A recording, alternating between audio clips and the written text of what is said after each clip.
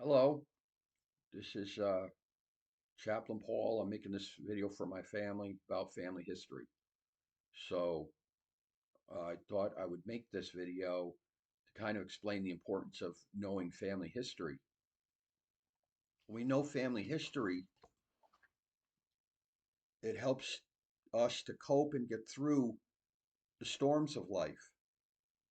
It helps us to reach back in time and bring things to the present that help us to get through difficult times or in dealing with the issues in life.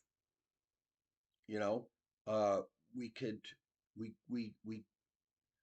can get great wisdom and strength and love by knowing our family history. And by knowing that, we know who we are. If we don't know who we are and we don't know where we came from, we're not going to know where we're going. So it's very important to know family history. And in our case, our family came over from Italy in 1910. This is on my dad's side. My grandmother and grandfather came over with my uncle Pete, who was the oldest son. He was probably 12, maybe. Uh, and then there was my Aunt Pauline, who was probably 9, and my Aunt Tanny was 7. How do I know she was 7? Well, she got lost on Ellis Island for 3 days. They came over here. They had to go through Ellis Island to be screened and to register. And she got lost on Ellis Island for 3 days. Can you imagine? They come over here. They can't even speak English, and and you lose your 7-year-old daughter for 3 days. Not only that, think about my Aunt Tanny, how she felt. Think about how she felt being in a strange country, can't speak the language, and now she's lost. And for 3 days, she's wondering where her mother and father and family are. Not only that, when they came over on the boat, it probably was horrific. Probably took 2 weeks to get here. They're probably, the conditions were probably just horrible. Absolutely horrible.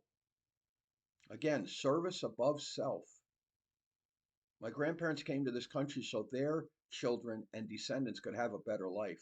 They weren't coming here to make millions.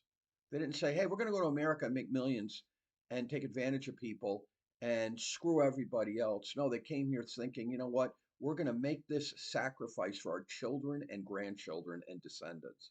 And it was a huge sacrifice. They left their family and they suffered uh, in trying to scratch out a living in the United States. My grandfather was a shoe cobbler. He walked about 2 miles every day to a little uh, a red brick building, uh, 3 stories. I have pictures of it, and that's where he would work. And then he would walk home. What about when it rained? What about in the snow?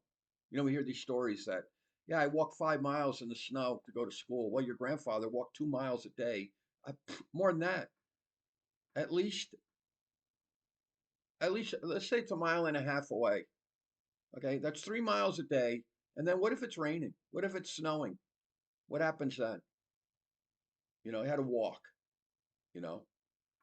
And then what did they do? They went to Long Island Sound. They probably fished, got a lot of their food right out of Long Island Sound. You could get fish for eel and bluefish and crab and dig for clams and mussels. They probably did that to save money. And then in 1915, my Aunt Yolanda was born. And then in 1923, my Aunt Gloria Marie was born. And then my father was born in 1925, August. His birth certificate says August 11th, but he always went with August 12th. It was probably like the morning of August 12th, but it was still at night. I don't know. But he always went with August 12th, 2000. 1925. So next year he'll be 100 years old. His 100th birthday will be next year. If I'm still alive, I'd like to do a memorial for my father. So they were people. See, here he is right here. If you could see that picture, or you could just come on. Okay. There's my father, my mother, my Aunt Tanny, my Uncle Al, my Aunt Gloria, my Aunt Yolanda, and my Uncle Pete. My Uncle Pete was 25 years older than my father. My Uncle Pete was the oldest. My dad was the youngest. All right. And this is my Aunt my Aunt Gloria and my Uncle Al's wedding day. All right. And then here's my father with the Statue of Columbus that he organized through Unico. Unico is Italian American. It's an Italian word meaning unity. And their motto is service above self. And he was the president of the Stanford chapter for a while and organized to have that statue built from an artist, a sculptor from Spain. And they put that in what's now Columbus Park. It's still there. If you Google that, Statue of Columbus in Columbus Park, it's still there. So he was there. There was hundreds of people there. President Bush's grandfather, Prescott Bush, was senator of Connecticut at the time. He was there. The governor was there. The mayor of Stamford was there. They dedicated the Statue of Columbus to the city of Stamford out of brotherly love as a gift to show that Italians are not a bunch of mobsters and criminals, that they actually contribute to society and in a positive way.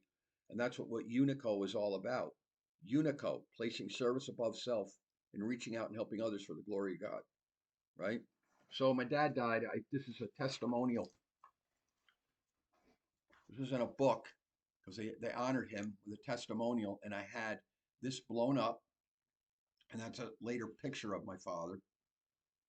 And this was a tribute to my dad. He started 11 chapters in the state of Connecticut.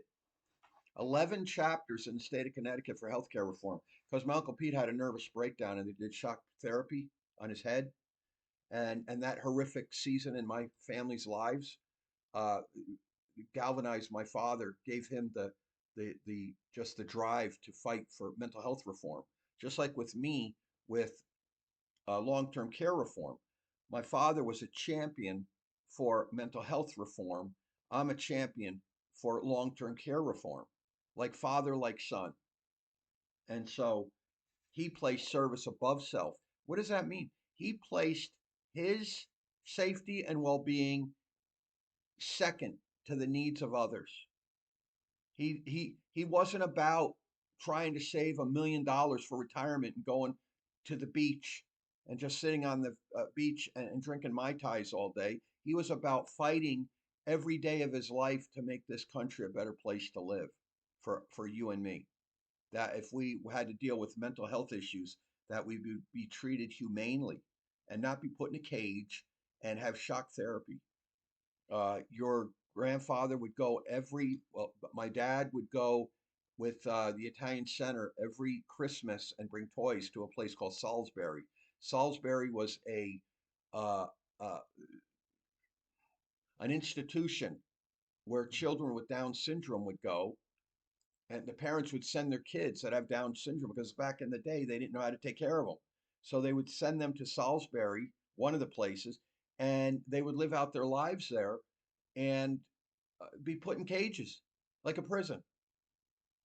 Just because you're born with a disability, they were discriminated against and literally put in a prison-like environment. And your grandfather would bring truckloads of toys to Salisbury on Christmas. Okay. And so he, there's so much stuff here that he did. I can't, I'm not even worthy to shine his shoes. I feel ashamed compared to this man. The accomplishments of my father compared to me is a joke. Okay. He, let's see, we got time.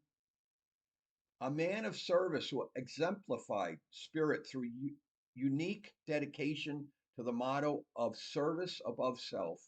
He offered himself in neighborliness to assist those in need with a firm purpose of accomplishment nurtured on the foundation of integrity. He labored with charity to fulfill the opportunity of lighting a candle in the darkness of the needs of this world.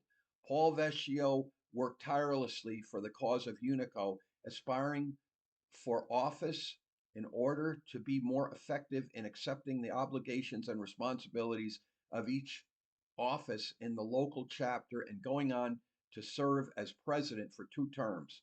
He was soon recognized for his outstanding work and became a spearhead in the national movement of UNICO. He served as district governor of Connecticut, deputy expansion director, and executive director for 2 years. He traveled extensively around the country and he espoused the spirit of UNICO. He rallied men through the founding of 11 new chapters in the UNICO vein of service.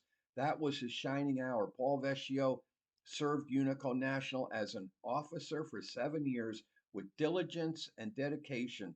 The recognition by national presidents and appointments to committees is a testimonial to his efforts and accomplishments. He served as national aide to President Anthony Crea, coordinator of the mental health drive under President Joseph Napolitano, member of the committee that rewrote the Constitution and bylaws, appointed by Dominic Frenzy. He served as chairman for the Rizzuto Award Committee under President Mastrapitiro.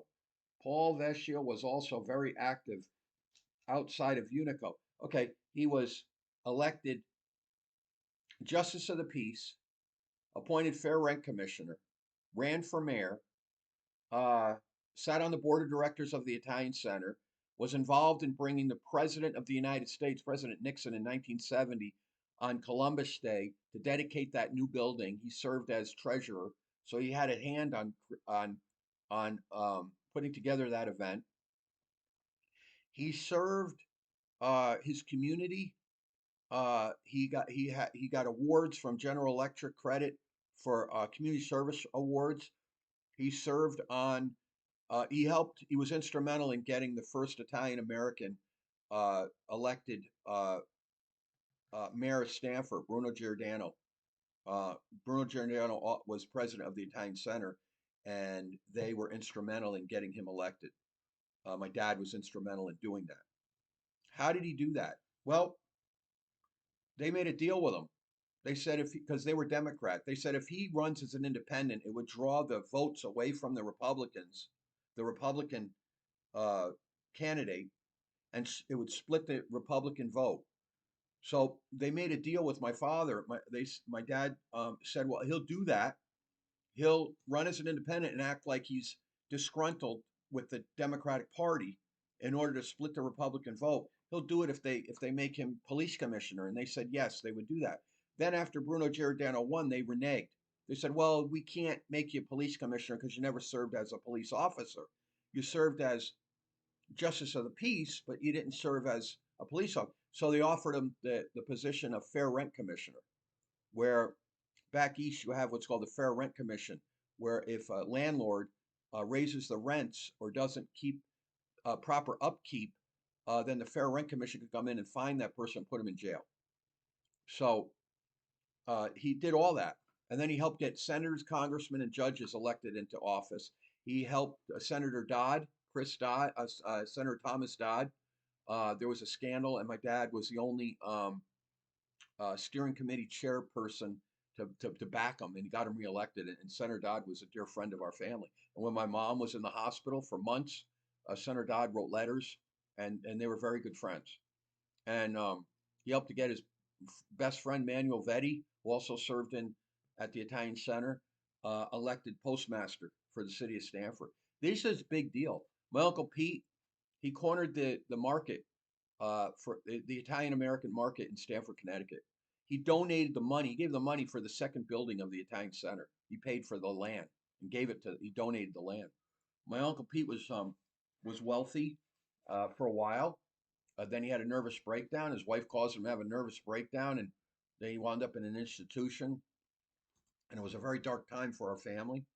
Uh, my father and Uncle Pete had his own real estate business called Stanford Realty, and he had his own paper called La Tribuna, which was half Italian and half uh, English, and people would advertise in his newspaper, and this is how he cornered the market. And all of this information is on La Tribuna Christian Publishing. It's La Tribuna Christian Publishing uh, 316.com.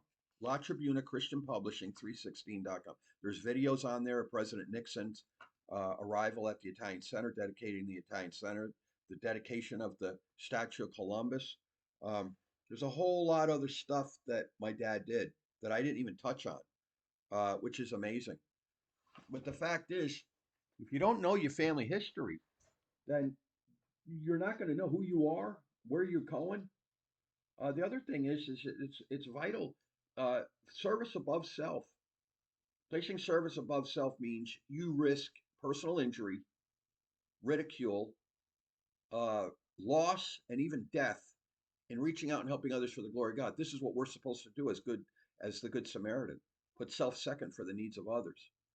We're to put self second. We're to love others as Christ loves us. Love thy enemy. Pray for those who spitefully use us. Bless those who persecute us. Loving others as Christ loves us. Treat others as we would want to be treated. This is all how we place service above self. So seek to be a champion for those who are suffering. And remember, Jesus loves you, and so do I.